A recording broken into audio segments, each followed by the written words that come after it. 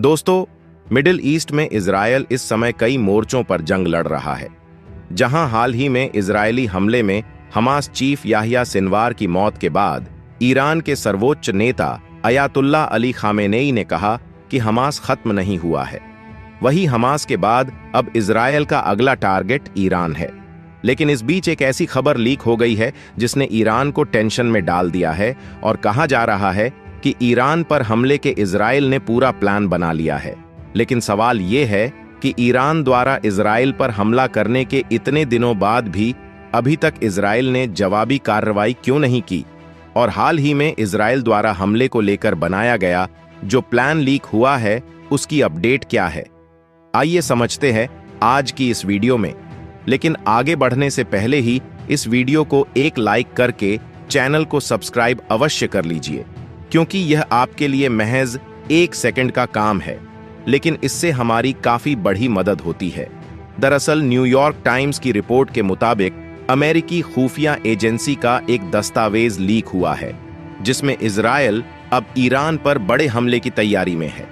यहां पर अमेरिका की satellite national geospatial intelligence agency यानी एनजीए ने कुछ ऐसी तस्वीरें कैद की हैं जिसमें इजरायल की सेना की तैयारियों को देखकर लगता है कि इजरायल अब बड़ी कार्रवाई करने के मूड में है।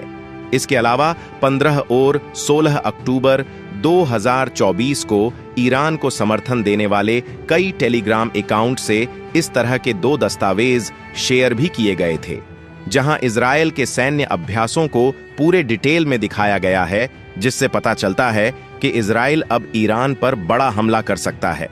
बताते चले कि ईरान ने 1 अक्टूबर 2024 को इजरायल पर करीब 200 मिसाइलों से अटैक किया था, जिसके बाद पूरी दुनिया की नजर इस बात पर टिकी हुई थी कि आखिर इजरायल कैसे बदला लेगा।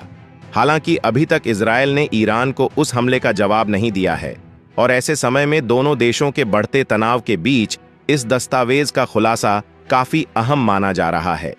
पर सवाल ये है, जो दस्तावेज लीक हुए हैं उनमें ऐसा क्या दिखा है जिससे दुनिया भर के देश परेशान हैं? दरअसल जो दस्तावेज मिले हैं उनमें से एक का टाइटल है Israel.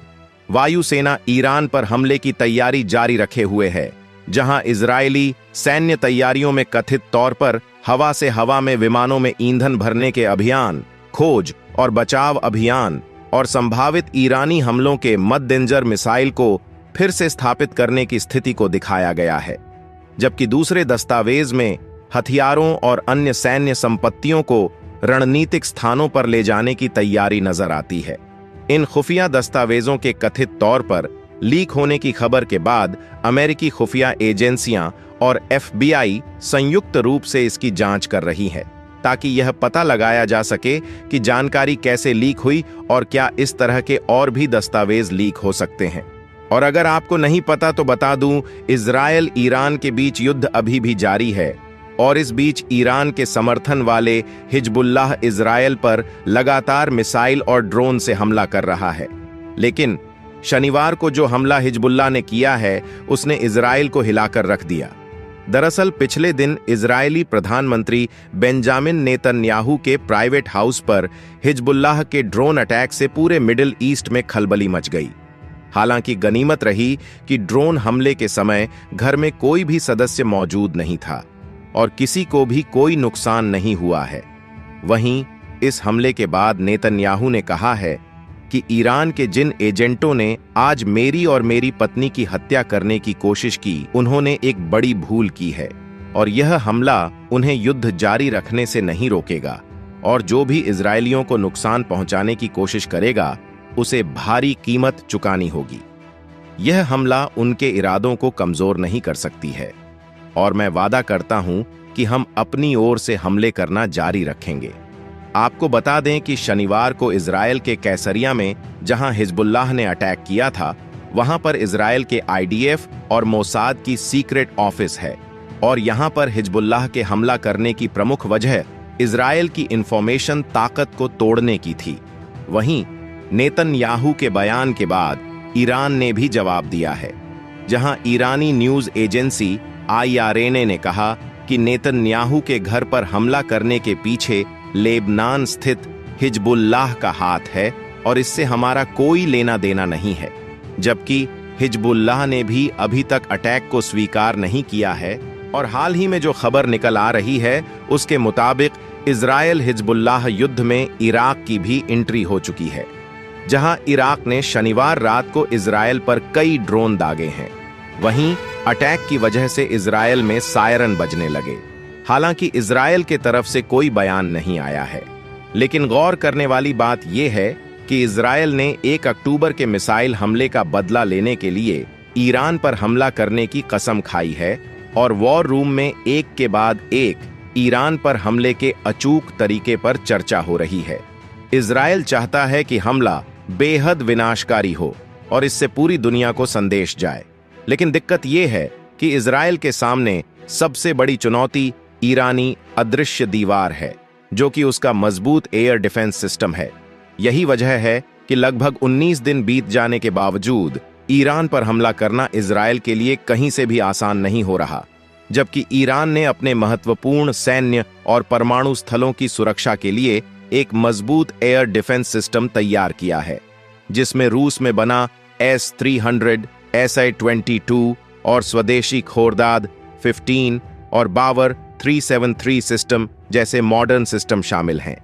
In air defence systems की मदद से ईरान का हवाई क्षेत्र बेहद सुरक्षित माना जाता है, जिससे इजरायल के लिए हवाई हमला करना चुनौतियों से भरा है।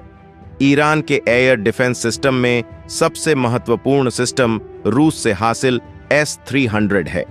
यह सिस्टम 160 किलोमीटर की दूरी से लड़ाकू विमानों को निशाना बनाने की ताकत रखता है, जहां S-300 सिस्टम ध्वनि की गति से 5 गुना तेज गति से एक साथ कई लक्ष्यों पर दर्जनों मिसाइलें दाग सकती है। इस क्षमता के कारण इजरायली लड़ाकू विमानों के लिए इससे बच पाना मुश्किल साबित हो सकता है। हालांकि अगर इजरायल को इन सिस्टमों की सटीक स्थिति पता है तो उसके लड़ाकू विमान उनकी सीमा से बाहर रहकर हमला कर सकते हैं। इसके अलावा SA-22 सिस्टम की हाई मोबिलिटी इसे और भी खतरनाक बनाती है, जहां यह सिस्टम ट्रकों पर लगाया जाता है, जिससे इसे कहीं भी तैनात करना आसान हो जाता है। और खास बात यह है कि यह 40,000 फीट की ऊंचाई पर उड़ रहे विमानों को मार गिराने की ताकत रखता है। इसके अलावा ईरान के पास खोरदाद 15 और बावर 373 जैसे एडवांस सिस्टम भी हैं, जो पुराने सोवियत SA-6 सिस्टम पर आधारित हैं। दोस्तों, यही वो सिस्टम है जो मिलकर ईरान के हवाई क्षेत्र को और अधिक सुरक्षित बनाते हैं। जबकि इजरायल के पास F-35 जैसे अत्याधुनिक स्टील्थ फाइटर जेट हैं, जो ईरान के रडार सिस्टम से बचने में सक्षम हो सकते हैं। हालांकि जैसे ही ये विमान बड़े बमों के साथ उड़ते हैं तो उनकी संरचना बदल जाती है और उन्हें रडार पर पहचाना जा सकता है, जिससे इजरायली पायलटों के लिए भी चुनौती बढ़ गई है। वैसे माना जाता है कि ईरान के पास आधुनिक लड़ाकू विमानों की भारी कमी है और ईरान के ज्यादातर लड़ाकू विमान 40 साल पुराने हैं और इनमें इजरायल के अत्याधुनिक विमानों का सामना करने की क्षमता नहीं है। हालांकि ईरान ने रूस से S-400 सिस्टम हासिल करने की कोशिशें तेज कर दी हैं। अब यह देखना अहम होगा कि इजरायल की योजना ईरान की सुरक्षा में सेंध लगाने में सफल होती है या नहीं, और जो ईरान पर हमले को लेकर दस्तावेज लीक हुए हैं उसको लेकर इजरायल का रिएक्शन क्या रहता है। वैसे आपका इस मुद्दे को लेकर क्या ओपिनियन है, कमेंट बॉक्स में जरूर बताएं और इसी तरह के इंटरनेशनल अफेयर्स के लिए चैनल को सब्सक्राइब अवश्य करें। जय हिंद, जय भारत।